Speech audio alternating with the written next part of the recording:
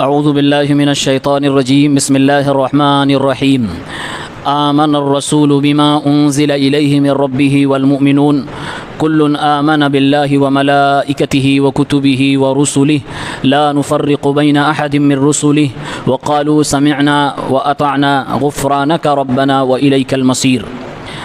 سورہ بقرہ کی آیت نمبر 285 ہے۔ اللہ رب العالمین نے ارشاد فرمایا، رسول ایمان لائے اس چیز پر جو ان کی طرف نازل کیا گیا، اور مومنین بھی ایمان لائے، سب لوگ ایمان لائے اللہ رب العالمین پر، اس کے فرشتوں پر، اس کی کتابوں پر اور اس کے رسولوں پر۔ لا نفرق بین احد من رسلہ، ہم ان رسولوں میں سے کسی رسول کے درمیان فرق نہیں کرتے۔ وقالوا سمعنا واطعنا، اور ان لوگوں نے کہا کہ ہم نے سنا اور ہم اطاعت گزار ہو گئے۔ غفرانک ربنا والیک المصیر، اے اللہ ہم تجھ سے مغفرت طلب کرتے ہیں اور تیری طرف پلٹ کر جانا ہے۔ اللہ رب العالمین نے اس آیت کے اندر ارشاد فرمایا کہ رسول ایمان لائے اور رسول کے ساتھ مومنین بھی ایمان لائے۔ کن چیزوں پر ایمان لائے؟ 3 چیزوں پر، مرسل اور مرسل اور مرسل بھی۔ مرسل یعنی رسول اللہ صلی اللہ علیہ وسلم پر ایمان لائے، اور مرسل یعنی اللہ وحدہ لا شریک پر ایمان لائے۔ مرسل بھی یعنی ان تمام چیزوں پر ایمان لائے جو اللہ کے نبی صلی اللہ علیہ وسلم پر نازل کی گئی۔ اور اللہ کے نبی صلی اللہ علیہ وسلم پر صرف قرآن نہیں نازل ہوا تھا، قرآن نازل ہوا جس کو وحی مطلوع کہتے ہیں۔ قرآن کے علاوہ جو احادیث صحیح سند سے ثابت ہیں کہ رسول اللہ صلی اللہ علیہ وسلم نے فرمائی ہیں، وہ احادیث بھی اللہ کے نبی صلی اللہ علیہ وسلم پر نازل ہوئی تھی۔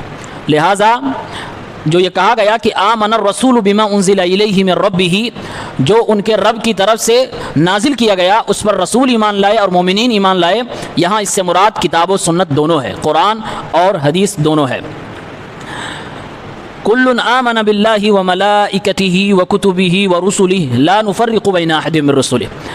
ارکان ایمان 6 ہیں، ان میں سے کچھ کا تذکرہ اللہ نے فرمایا کہ رسول اور مومنین سب لوگوں کا ایمان ہے اللہ رب العالمین پر اور اس کے فرشتوں پر، اس کی کتابوں پر، اس کے رسولوں پر۔ دراصل فرشتوں پر ایمان لانا، رسولوں پر ایمان لانا اور اس کی کتابوں پر ایمان لانا، یہ حقیقت میں اللہ رب العالمین پر ایمان لانے کے مترادف ہے۔ وجہ یہ ہے کہ رسولوں پر ایمان لانے کا حکم اللہ نے دیا ہے، فرشتوں پر ایمان لانے کا حکم اللہ نے دیا ہے، کتابوں پر ایمان لانے کا حکم اللہ نے دیا ہے۔ لہٰذا اگر کوئی شخص کسی بھی آسمانی کتاب کے اوپر ایمان نہیں لاتا ہے تو گویا کہ اللہ پر ایمان نہیں لا رہا ہے، یا کسی بھی رسول کا انکار کرتا ہے، کفر کرتا ہے، تو گویا کہ اللہ رب العالمین کے ساتھ کفر کر رہا ہے، یا کسی بھی فرشتے کا انکار کر رہا ہے، فرشتوں کی جماعت کا انکار کر رہا ہے، تو وہ گویا کہ کفر کر رہا ہے۔ لا نفرق بین احد من رسلہ، کہا گیا کہ مومنین اور ایمان والے لوگ کہا کرتے ہیں کہ ہم رسولوں میں سے کسی کے درمیان فرق نہیں کرتے، یعنی کہ تمام رسولوں پر ہمارا ایمان ہے۔ آدم علیہ السلام سے لے کر اللہ کے نبی صلی اللہ علیہ وسلم تک جتنے انبیاء اور رسول آئے ہیں تمام لوگوں پر ہمارا ایمان ہے، کیونکہ یہ اللہ اور اس کے بندوں کے درمیان کے واسطہ ہیں۔ لہٰذا کسی بھی نبی کے ساتھ کفر کرنا تمام نبیوں کے ساتھ کفر کرنے کے مترادف ہے۔ مثلا اگر کوئی شخص یہ کہے کہ میں تمام نبیوں پر ایمان لاتا ہوں سوائے موسیٰ علیہ السلام کے، تو ایسا شخص تمام نبیوں کے ساتھ کافر مانا جائے گا۔ یا اسی طرح سے کوئی شخص کہے کہ میں تمام نبیوں پر ایمان لاتا ہوں لیکن محمد الرسول اللہ پر ایمان ہمارا نہیں ہے، تو ایسا شخص بھی کافر مانا جائے گا۔ قرآن میں اللہ تبارک و تعالیٰ نے نوح علیہ السلام کے قوم کے حوالے سے کہا کذبت قوم نوح المرسلین، کہ نوح کی قوم نے نبیوں کا انکار کیا، نبیوں کو جھٹلا دیا، جبکہ نوح علیہ السلام جس زمانے میں بھیجے گئے وہ اپنی قوم کے اکیلے پیغمبر تھے، نوح علیہ السلام، لیکن اللہ تبارک و تعالیٰ نے یہ نہیں کہا کہ ان کی قوم کے لوگوں نے نوح کا انکار کیا، نوح کو جھٹلایا، بلکہ یہ کہا کہ ان کی قوم کے لوگوں نے نبیوں اور رسولوں کو جھٹلا دیا، یعنی یہ کہ کسی ایک رسول کا انکار تمام رسولوں کا انکار لازم آتا ہے، اس لیے تمام رسولوں پر ہمارا اور آپ کا ایمان ہونا چاہیے۔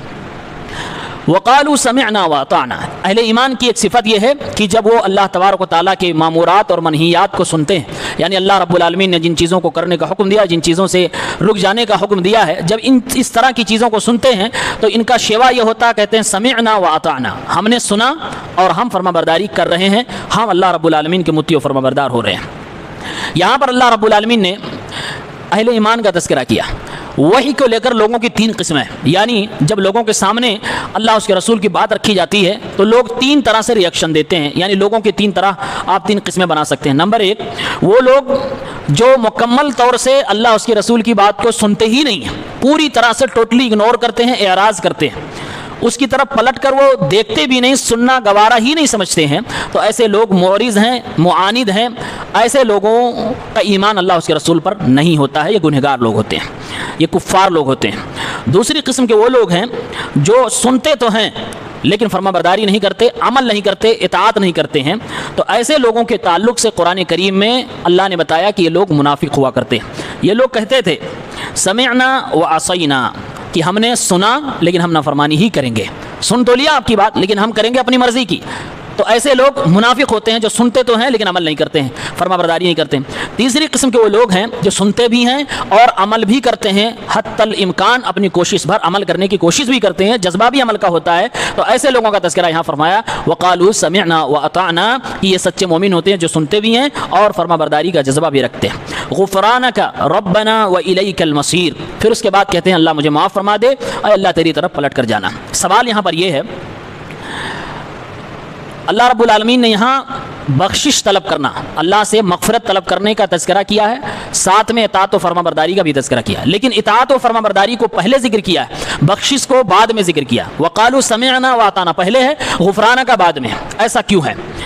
اس کو ایک مفسر نے ذکر کیا ہے کہ دراصل یہ شرعی جو وسیلہ ہے اس کی طرف اشارہ ہے کہ انسان جب اللہ رب العالمین سے دعا مانگے، اپنی بخشش کے لیے اللہ کے سامنے ہاتھ اٹھائے، تو اس کو کوئی شرعی وسیلہ بھی اختیار کر لینا چاہیے، اس میں کوئی حرج کی بات نہیں ہے، بلکہ یہ مستحب امر ہے۔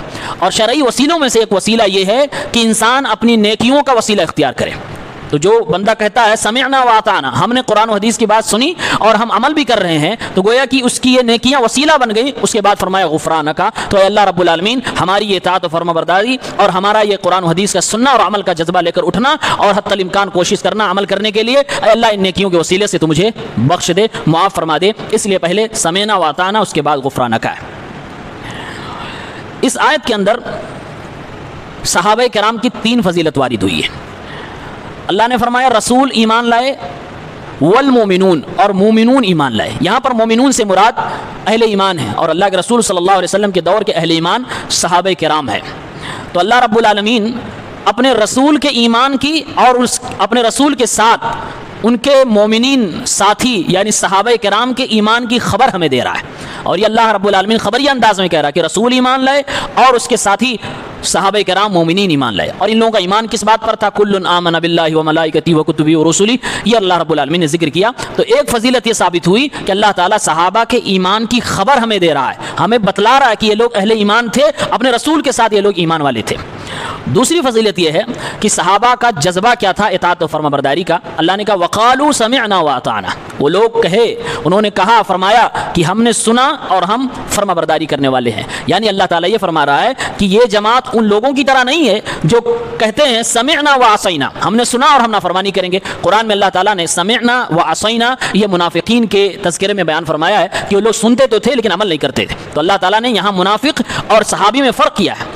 منافق کا تذکرہ ہوا تو کہا سمعنا وعصینا، سنے لیکن عمل نہیں کیے، لیکن جب مومنین کا صحابہ کا تذکرہ ہوا تو کہا سمعنا واطعنا، تو یہ بھی صحابہ کرام کی فضیلت میں وارد ہوا ہے۔ اللہ تعالیٰ ان کے جذبہ اطاعت کو بیان کر رہا ہے۔ اس کے بعد فرمایا کہ ایمان یہ رسول کے ساتھ لاتے ہیں اور ایمان کی خبر اللہ تعالیٰ ان کی دے رہا ہے۔ جذبہ اطاعت یہ ہے کہ سمعنا واطعنا، آمنا و صدقنا ہر حال میں کہنے والے، اس کے باوجود یہ جماعت اللہ رب العالمین سے اپنی بخشش کی طلبگار ہے۔ غفرانک ربنا، اے ہمارے رب تو مجھے بخش دے، معاف فرما دے، یعنی کہ اے اللہ جو بھی مجھ سے چھوٹی بڑی غلطیاں ہوئی ہوں، نقصانات ہم سے ہوئے ہوں اور ہم سے کچھ خلل ہو گیا ہو تو اس سے تو ہمیں معاف فرما دے، ہمیں بخش دے۔ تو صحابہ کی 3 خوبیوں کو اللہ تعالیٰ نے ذکر کیا، ایک ان کے ایمان کی گواہی دی اور پھر ان کے اطاعت و فرما برداری کا معیار، اعلیٰ معیار بتایا، اور اس کے بعد فرمایا کہ سب کچھ ہونے کے بعد آخر میں یہ لوگ اللہ کے سامنے اپنی بخشش کے طلبگار بھی ہوتے تھے، دعائیں بھی کیا کرتے تھے۔ اور یہ 3 چیزیں جس کے اندر پائی جائیں اس کے تعلق سے شک بھی نہیں کیا جا سکتا کہ وہ بندہ اللہ اس کے رسول کا نافرمان ہوگا۔ اگر انسان ہونے کے ناطے کچھ غلطی ہوئی بھی تو آخر میں مغفرت کے طلب کا تذکرہ ہے کہ یہ لوگ دعائیں کرتے ہیں کہ اللہ مجھے معاف فرما دے، بخش دے، تو اللہ تعالیٰ ان کی دعاؤں کی وجہ سے ان کی چھوٹی بڑی تمام غلطیوں کو معاف فرما دیتا ہے۔ اس لیے اللہ نے فرمایا رضی اللہ عنہم ورضوا عنہ، اللہ ان سے راضی ہوا اور یہ اللہ سے راضی ہوا۔ اللہ تعالیٰ ہم سب کو صحابہ سے محبت کرنے والا بنائے، آمین۔